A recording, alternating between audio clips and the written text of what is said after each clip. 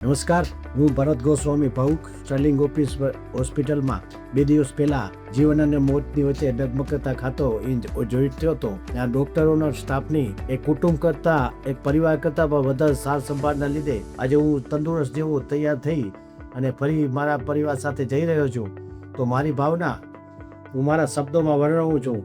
હું કવિ છું એટલે કવિ શબ્દોમાં જ, અને શીર્ષક મેં આપ્યું છે સ્ટર્લિંગ છે.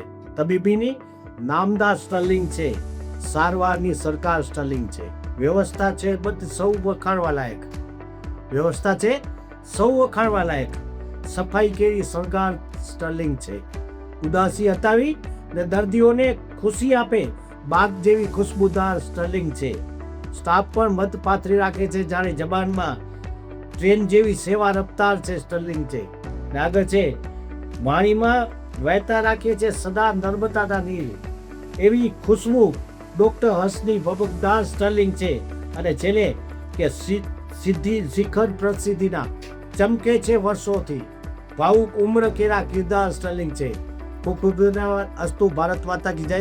હું અંજારથી ભરત ગોસ્વામી ભાવુક, અને તમામ સ્ટાફને જો કદાચ મારાથી કોઈ એવી કંઈ અગવડ થઈ હોય તો બિલકુલ ક્ષમા. અને આપની સેવાઓ ખૂબ જ લાજવાબ હતી, ખૂબ જ એક પ્રમાણિક અને એક ઈમાનદાર પરિવાર જેવી તબીબી સારવાર આપી એ બદલ ધન્યવાદ.